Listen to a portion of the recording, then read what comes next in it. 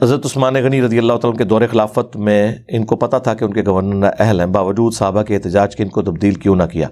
آپ کو کس نے کہا کہ انہوں نے تبدیل نہیں کیا؟ تبدیل تو کیا ہے، بلکہ نہ صرف تبدیل کیا ہے بلکہ جو اصل جو کلپرٹ تھا، جو حضرت عثمان کا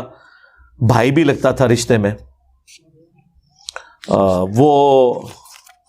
ولید بن عقبہ جو کوفے کا گورنر تھا، جس کے بارے میں مسلم میں آتا ہے کہ اس نے شراب پی کے فجر کے 4 فرض پڑھا دیے تھے، تو بخاری میں موجود ہے کہ پوری تفصیل کے ساتھ، ویسے مسلم میں تو ہے کہ پھر باقاعدہ اس کو کوڑے لگوائے، اور ظاہر صحابہ کا غصہ تھا، حضرت علی وہاں موجود تھے، تو حضرت علی نے اپنے بیٹے حسن ابن علی سے کہا کہ اٹھو اسے کوڑے لگاؤ، تو حضرت حسن وہاں سے چلے گئے اور کہا کہ جو ان کی میٹھی کھاتا ہے وہی کڑوی چکھے، یعنی وہ حضرت عثمان پہ غصہ کر رہے تھے کہ اگر اس طرح کے گورنر لگاتا ہے تو کڑوی بھی یہ خود چکھے، کیونکہ ہم بنو ہاشم سے ہیں، یہ بنو امیہ سے گورنر ہے، اگر ہم انہیں کوڑے لگائیں گے تو یہ اس کو خاندانی دشمنی بنا لیں گے۔ پھر وہاں پہ عبداللہ بن جعفر بیٹھے ہوئے تھے، جعفر طیار کے بیٹے تھے، اور ان کی والدہ کے ساتھ پھر الٹیمیٹلی بعد میں جا کے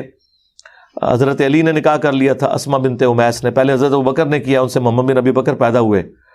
اور پھر حضرت ابوبکر کی وفات کے بعد حضرت علی نے شادی کر لی، تو یہ 2 بیٹے تو آپ کو سمجھ لیں پیرلل میں پالنے پڑے، عبداللہ بن جعفر بھی اور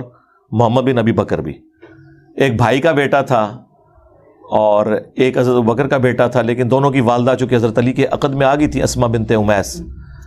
تو ان کی پرورش انہوں نے کی، بلکہ حضرت زینب کا نکاح بھی عبداللہ بن جعفر کے ساتھ ہوا جو حضرت علی کی بیٹی تھی۔ تو اس وقت عبداللہ بن جعفر سے پھر حضرت علی نے کہا تم کوڑے لگاؤ، انہوں نے 40 کوڑے لگائے، تو حضرت علی نے کہا بس، نبی علیہ السلام 40 لگواتے تھے، حضرت ابوبکر بھی، اور حضرت عمر نے یہ 80 کر دیے تھے، کیونکہ اس زمانے میں لوگ زیادہ شراب پینا شروع ہو گئے تھے، یاشی جو لگ گئی، پیسہ آنا شروع ہو گیا،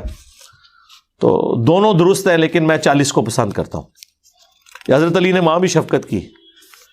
اور بخاری میں پوری تفصیل ہے حضرت عثمان کے چیپٹر میں کہ لوگ مجھے آ کے باتیں کر رہے ہیں کہ اب یہ اس کا اپنا رشتہ دار ہے تو اسے کوڑے نہیں لگوائے گا، تو ایسا نہیں ہوگا، میں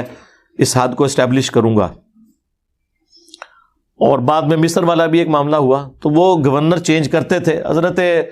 عثمان کی ایک اپنی مینٹلٹی تھی اس حوالے سے کہ وہ تالیف قلب کے لیے وہ کہتے تھے دیکھیں نبی علیہ السلام نے اپنے جانی دشمنوں کو بھی تالیف قلب کی وجہ سے فتح مکہ کے موقع پر زیادہ نوازا ایز کمپیئر ٹو انصار مدینہ کے، تو میں بھی، یہ نیو مسلم ہے میرے خاندان کے لوگ،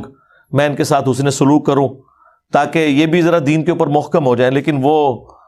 معاملہ الٹ ہی پڑ گیا، اور اسی کی وجہ سے حضرت عثمان کے لوگ خلاف بھی ہوئے۔ حضرت عثمان کی شہادت کے اصلی اسباب تو اصل میں یہی ہیں، لیکن یہ کہنا کہ حضرت عثمان نعوذ باللہ اس معاملے میں کوئی ڈیسیژن چینج نہیں کرتے تھے، تو ایسا نہیں تھا، لیکن معاملہ بہرحال مس ہینڈل ہوا ہے۔ مروان بن حکم کے کیس میں تو ہو گیا نا کہ اس کو تو انہوں نے داماد بھی اپنا بنا لیا، تو اسی پہ میری آپ ویڈیو دیکھ لیں حضرت عثمان شہید کیوں ہوئے۔ بس میں ایک ہی پنجابی کا محاورہ بولوں گا، پنجابی میں ایک محاورہ بولا جاتا ہے کہ ہتھاں نال لائیاں ہوئیاں دنداں نال کھولنیاں پیندیاں نے، یعنی جو آپ گریں ہاتھوں سے لگاتے ہیں نا، جب کھولنے کی باری آتی ہے تو ہاتھ سے گرہ نہیں کھلتی، وہ دانت سے کھولنی پڑتی ہے۔ تو وہی مروان بن حکم حضرت عثمان کی شہادت کا سبب بھی بن گیا، جس کو اور اس کے والد کو نبی علیہ السلام نے مدینہ بدر کروایا تھا، المعجم الکبیر طبرانی میں ملتا ہے۔ اب یہ ایک تکلیف دہ ٹاپک ہے، میں بار بار اس پہ تفصیلی بول نہیں سکتا، میں ورڈکٹ اپنی دیتا ہوں، جسے شوق ہے تو وہ ویڈیو دیکھ لے حضرت عثمان شہید کیوں ہوئے، تو وہ آپ کو کلیئر ہو جائے گا۔